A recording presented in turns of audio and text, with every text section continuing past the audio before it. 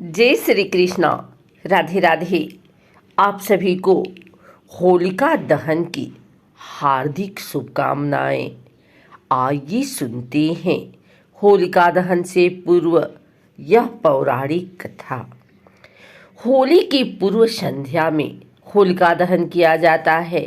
इसके पीछे एक प्राचीन कथा है कि असुर हिरण्यकश्यप भगवान विष्णु से घोर शत्रुता रखता था।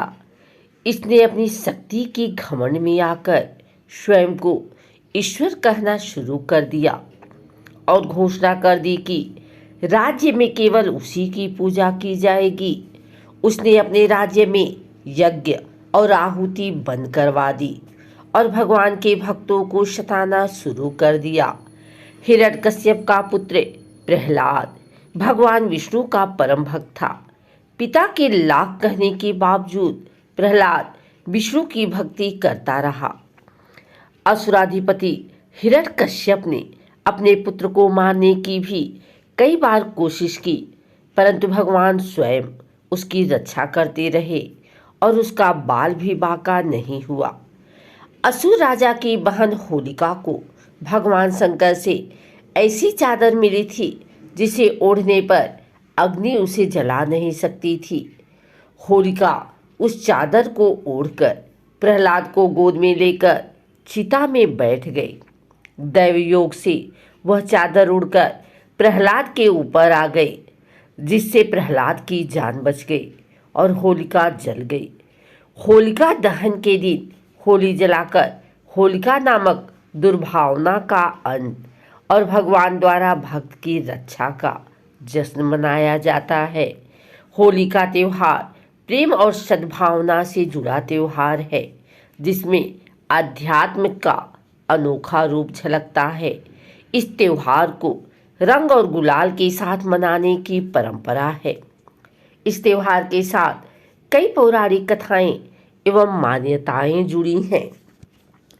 होली का त्यौहार भारतवर्ष में अति प्राचीन काल से मनाया जाता रहा है। इतिहास की दृष्टि से देखें तो यह वैदिक काल से मनाया जाता है। हिंदू मास के अनुसार होली के दिन से नए संवत की शुरुआत होती है। चैत्र कृष्ण प्रतिपदा के दिन धरती पर प्रथम मानव मनु का जन्म हुआ था। इसी दिन कामदेव का पुनर्जन्म हुआ था। इन सभी खुशियों को व्यक्त करने के लिए रंग उत्सव मनाया जाता है।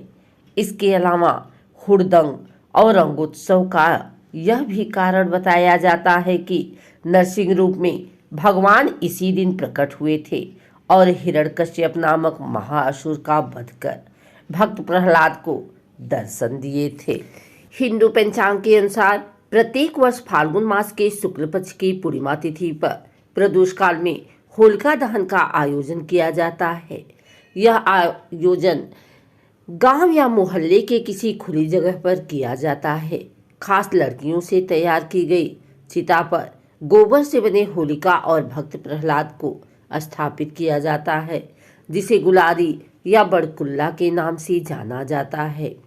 इसके बाद होलिका दहन के शुभ मुहूर्त में होलिका के पास गोबर से बनी ढाल भी रखी जाती है और 4 मालाएं जो मौली, फूल, गुलाल, ढाल और गोबर से बने खिलौने से बनाई जाती हैं, उन्हें अलग से रख लिया जाता है।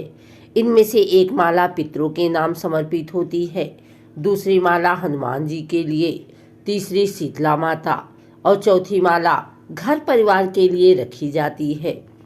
होलिका दहन पूजन विधि। होलिका दहन की पूजा में रोली, माला, अक्षत, गंध, पुष्प, धूप, गुड़, कच्चे सूत का धागा, बतासे, नारियल एवं पंचफल इत्यादि पूजा की सामग्री के रूप में एक थाली में रखी जाती हैं। इन सभी चीज़ों को होलिका दहन के समय होलिका के पास रखा जाता है। फिर श्रद्धा भाव से होलिका के चारों ओर 7 से 11 बार कच्चे सूत के धागे को लपेट दिया जाता है। होलिका दहन के बाद सभी सामग्रियों को एक एक करके होलिका में आहुति दी जाती है और फिर जल से अर्घ्य प्रदान किया जाता है। इसके पश्चात होलिका दहन के बाद पंचफल और चीनी से बने खिलौने इत्यादि को आहुति के रूप में समर्पण का विधान है। होली बसंत के मौसम में खेली जाती है, जो सर्दी के अंत और ग्रीष्म ऋतु के बीच की अवधि होती है। ऐसे में पुराने समय में सर्दियों के दौरान लोग नियमित रूप से स्नान नहीं करते थे, जिसके कारण त्वचा रोग का खतरा बढ़ जाता था। इसलिए होलिका दहन के पीछे छिपा वैज्ञानिक कारण यह है कि इस पर्व के दौरान जलाई गई लकड़ियों से वातावरण में फैले हुए खतरनाक जीवाणु नष्ट हो जाते हैं और होलिका की परिक्रमा करने से शरीर पर जमे हुए कीटाणु भी अलाव की गर्मी से मर जाते हैं। वहीं देश के कुछ हिस्सों में होलिका दहन के बाद लोग अपने माथे और शरीर पर होलिका की राख लगाते हैं, जिसे मानसिक और शारीरिक स्वास्थ्य के लिए अच्छा माना जाता है।